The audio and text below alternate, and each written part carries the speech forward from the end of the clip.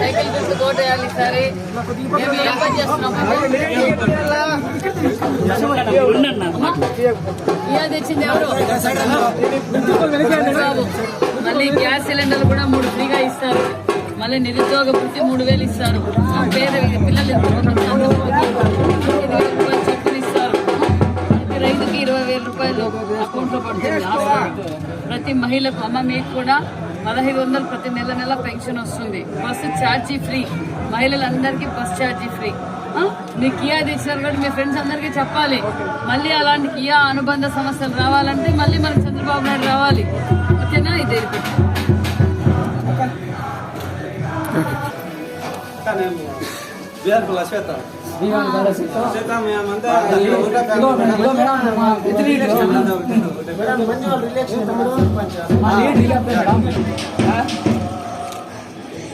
Okay.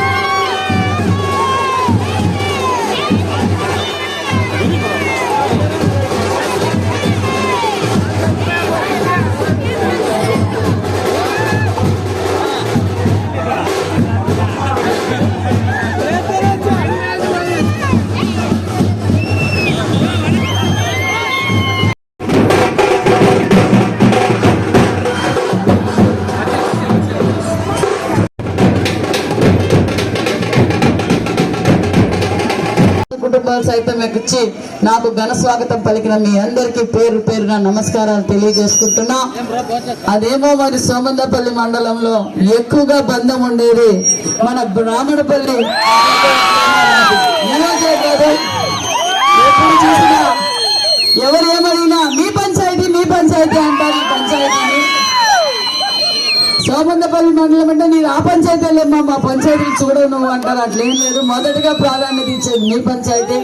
ఎందుకంటే ఈ 5 ఏళ్ళు కూడా మీరు చాలా కష్టాలు పడ్డారు, కేసులు పెట్టినారు. ఏం పెట్టినా కూడా మనం అన్ని చూసుకున్నాం. రాబోయేది మన తెలుగుదేశం ప్రభుత్వం కాబట్టి మీరు ధైర్యంగా ఉండండి. నేను తెలియజేసేది ఒక్కటే, ఇక్కడ ఉన్న వైసీపీ నాయకులకి నేను వేసిన రోడ్లోనే మీరు పోతున్నారు. నేను వేసిన వీధి లైట్ కింద ఉంటున్నారు. మేము వేసిన గుడిలో, మేము వేసిన బడిలోనే మీరు అందరూ చదువుకుంటున్నారు. మీ పిల్లలంతా ఏమి అభివృద్ధి జరిగినా మా ప్రభుత్వం తెలుగుదేశం ప్రభుత్వంలోనే అభివృద్ధి చేశాం. మా తండ్రి గారైన రామచంద్రారెడ్డి గారు వీరికి కరెంట్ ఇచ్చారు, కాళ్ళు ఇచ్చారు. అదే విధంగా పరిటాల గారు అభివృద్ధి చేశారు. అంతేకాకుండా పార్థసారథి గారు ఈ రోడ్లు వేశారు, ఈ డ్రైనేజీలు కట్టించారు, వాటర్ ట్యాంకులు కట్టించారు. అంటే అది కేవలం తెలుగుదేశం పార్టీలోనే అభివృద్ధి జరిగింది. మేము ఇక్కడ ఛాలెంజ్ చేసి చెప్తున్నాం వైసీపీ నాయకులకు, మీరేం చేశారో రండి సిద్ధం. మీరు సిద్ధం అంటున్నారు కదా, మేము సంసిద్ధంగా ఉన్నాం. ఇదే పంచాయతీలో మేము చర్చగా మీరు ఏం అభివృద్ధి చేశారో మేము రావడానికి సిద్ధంగా ఉన్నాం. వాళ్ళు చేసింది ఏమీ లేదు. అప్పుడప్పుడు ఒక వలస పక్షులు వస్తూ ఉంటారు. ఎమ్మెల్యే అభ్యర్థులుగా వైసీపీ క్యాండిడేట్లు వచ్చినారు, దోచుకున్నారు. ఊర్లో తగాదాలు పెట్టడం, ఆ భూములు రాపించుకోవడం, వాళ్ళు అభివృద్ధి చెక్కడం, వాళ్ళు బంగ్లాలు కట్టుకోవడం, వాళ్ళు భూములు కట్టుకోవడం తప్ప అభివృద్ధి చేసింది ఏమీ లేదు. ఏమైనా చేశారా మీ ఊర్లో? 5 సంవత్సరాలుగా మీ ఊర్లో ఏదైనా అభివృద్ధి చేశారా? ఒక్క సిమెంట్ మూట ఏమన్నా పని జరిగిందా? వీధి లైట్లు పోతే వీధి లైట్లు ఏమైనా మార్చారా? మరి ఏం చేశారు వైసీపీ ప్రభుత్వం? ఇక్కడ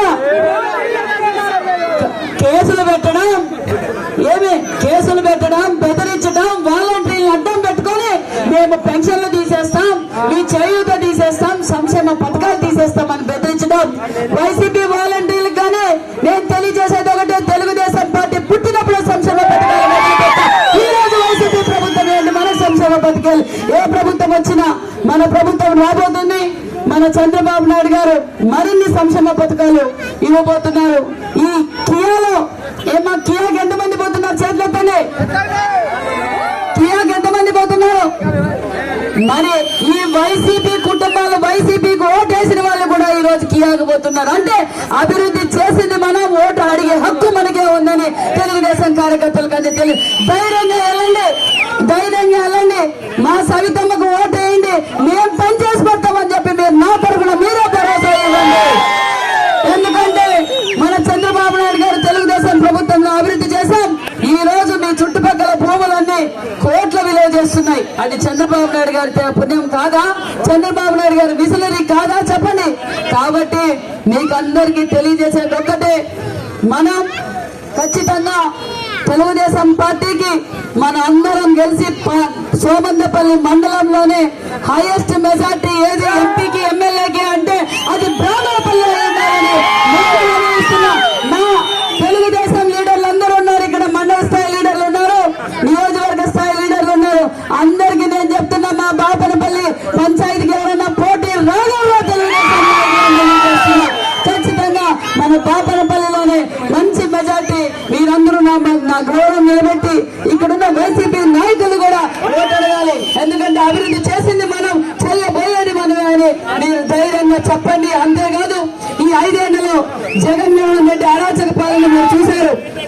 అందుకు ప్రజలు జీవనోపాధి కోసం చాలా ఇబ్బంది పడుతున్నారని మన చంద్రబాబు నాయుడు గారు సూపర్ 6 పథకాలను అమలుపరుస్తున్నారు. ఇక్కడున్న కార్యకర్తలందరూ ప్రతి గడపకి వెళ్లి ఈ సూపర్ 6 పథకాలు మేము ఇవ్వబోతున్నాం.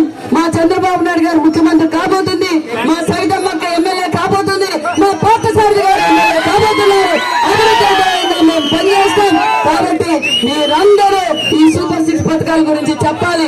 ముఖ్యంగా మహిళలకు పెద్దపీట వేసిన పార్టీ తెలుగుదేశం పార్టీ. ఈ రోజు ఇంటిలో ఏమో అమ్మఒడి ఎంతమందికి ఇచ్చినారు?